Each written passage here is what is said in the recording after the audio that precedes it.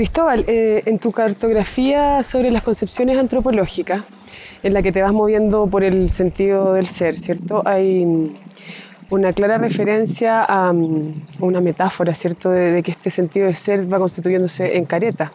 Y puede darse porque ser humano implica una acción. Acontecemos en un mundo y en una escena que finalmente nos exige actuar, digamos.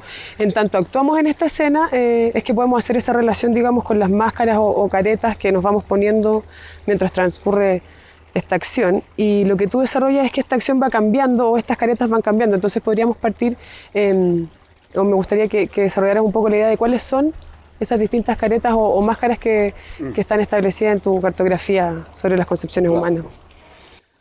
Claro, la verdad es que en esta cartografía antropológica escribo, ¿cierto?, la palabra ser humano con y sin guión, ¿no? ¿Ya? Entonces, claro, uno de los alcances que tiene este guión de ser guión humano, digamos, ¿no? ¿Ah? Es justamente que el guión es teatral o lúdico, ¿no? ¿Ya? Entonces, eso da lugar, ¿no? Que es como algo que me fascina, digamos, ¿no? ¿Cierto? A ver cada concepción antropológica, digámoslo, como una máscara o una careta. Tal vez haya ahí la distinción, digamos, ¿no?, entre una y otra, en el sentido que la careta puede ser algo más bien incluso interno, digamos, ¿no? Más que la máscara que se semeja sobre todo exterioridad, digamos, ¿no?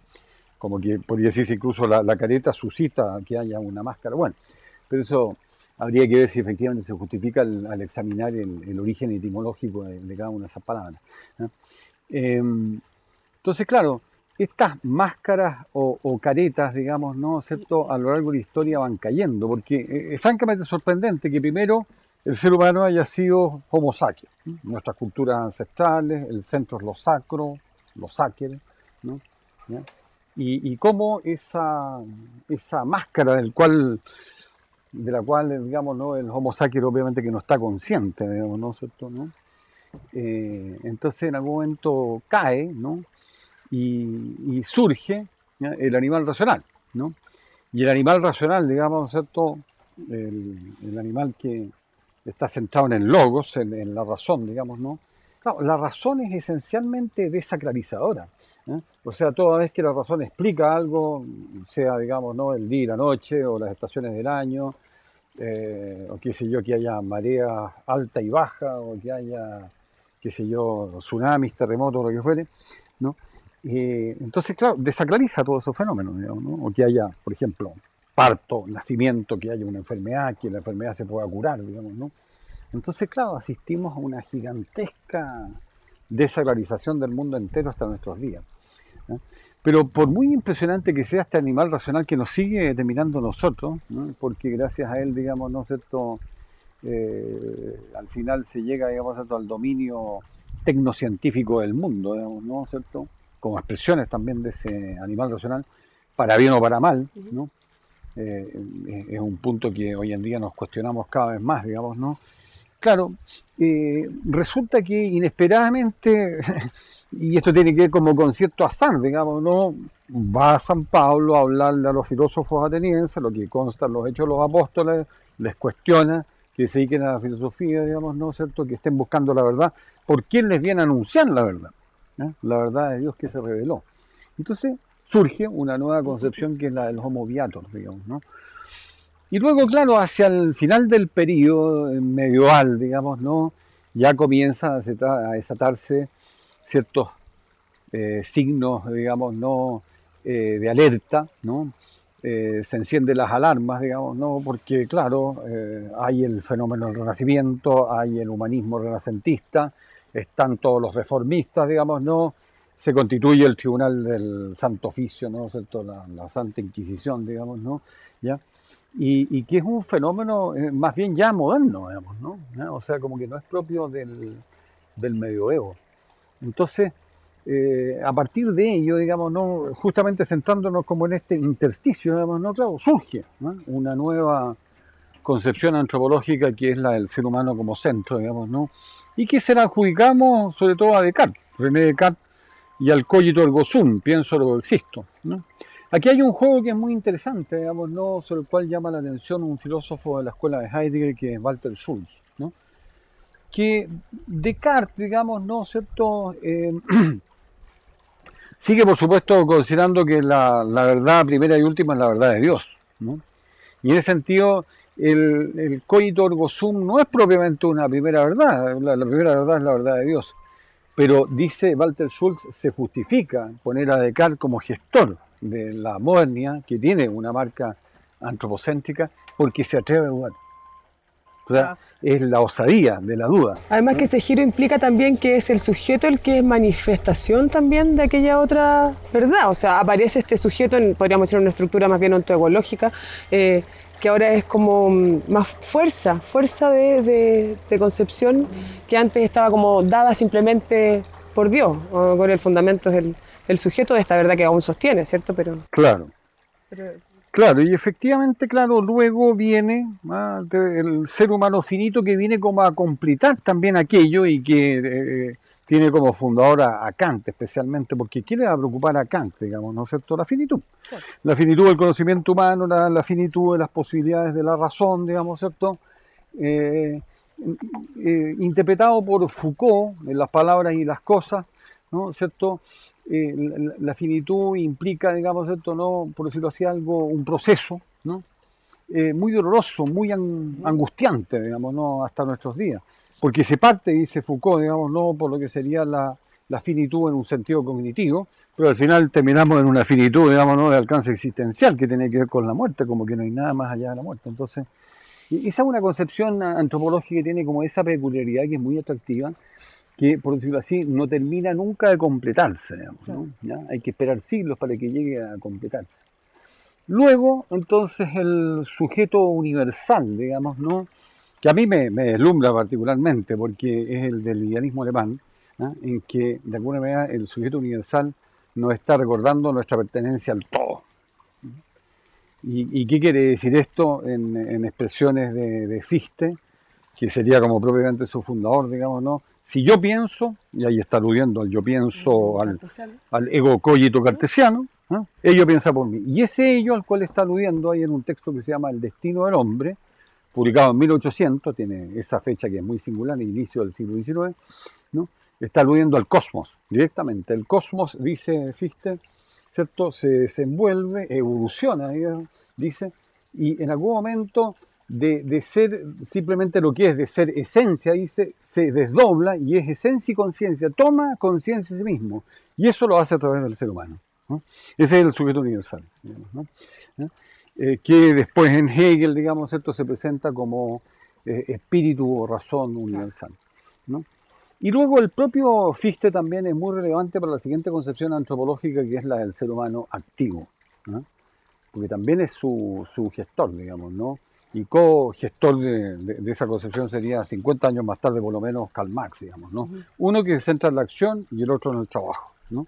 En el caso de Fichte, aquello que todavía estaba como una tarea pendiente, ¿no es cierto?, en Kant, ¿no?, respecto a una supuesta primacía de la razón teórica sobre la razón práctica, resulta que esa relación, digamos, ¿no?, ¿cierto?, me gustó mucho una expresión que tú utilizaste, digamos, ¿no?, en algún texto que me enviaste a propósito de esto mismo, enroque, dijiste, ¿no? Sí. Ese enroque, se hace un enroque aquí, digamos, ¿no? Y el enroque es que la razón práctica le da un sentido, ¿no?, la acción, ¿no es cierto?, la praxis, le da un sentido a todas las representaciones de la razón teórica, digamos, ¿no? Entonces, fíjate tú qué impresionante, el ser humano activo en ese sentido, ¿cierto?, nos marca hasta nuestros días, ¿no? Incluso hasta el desvarío, porque que hoy en día, digamos, todo bajo criterios de productividad, digamos, ¿no? Eso daña a la cultura, las humanidades, la universidad, etcétera. Sí, es porque se ha encerrado toda la teoría desde el concretismo simplemente, desde lo práctico y no desde su otra relación. Claro. Y luego entonces viene el ser humano volitivo de Schopenhauer y de Nietzsche, ¿no? ¿Cierto? En que viene un cuestionamiento de toda la era, diríamos, ¿no?, del racionalismo, digamos, ¿no?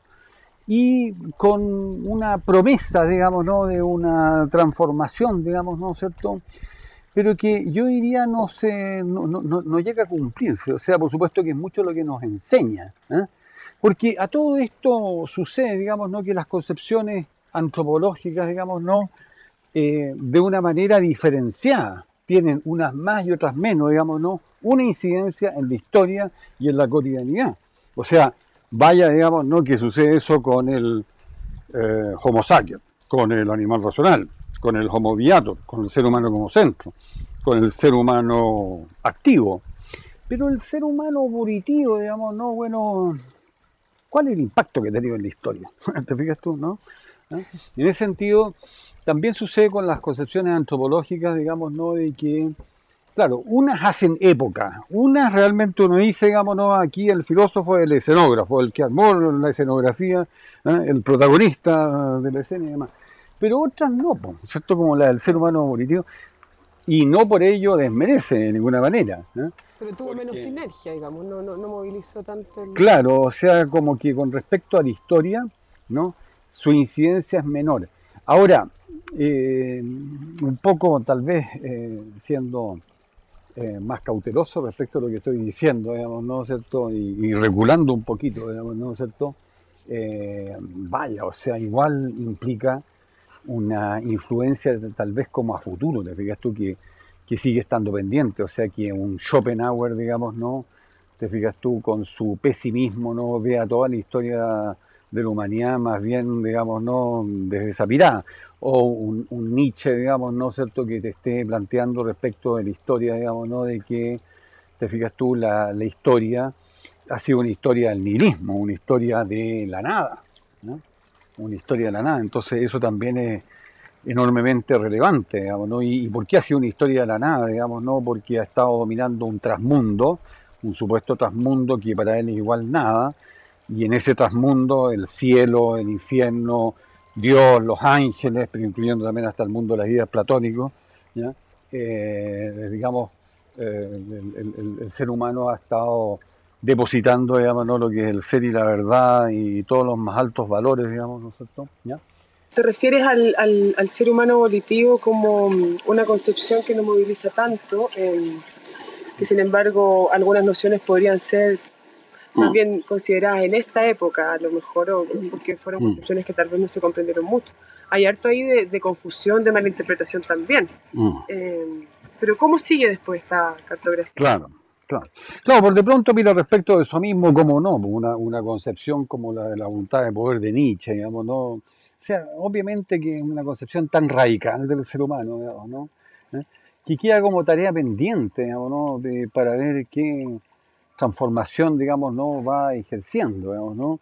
Como siguiendo una corriente que ya se inició con los sofistas, te fijas tú, y que se ha continuado con Maquiavelo, con Hobbes, digamos, ¿no? Te fijas tú, entonces que remata de modo espectacular así en Nietzsche, digamos, ¿no? ¿no? Sí, que ha Entonces sido bien como, enjuiciada y mal comprendida también durante el tiempo. claro, Bien reducida a veces. pero implica, digamos, ¿cierto? Que lo cual también está en Schopenhauer, ¿cierto? Están ambos, comparten eso, digamos, ¿no? Como, digamos, unas cuantas bofetadas que nos pegan cada uno de estos pensadores, digamos, ¿no? En la medida que nos hacemos ilusiones con ideales, eso también está en Schopenhauer, digamos, ¿no? ¿Ya? Que no podemos revisar porque la realidad resulta que marcha siempre a contrapelo, ¿no? ¿Ya?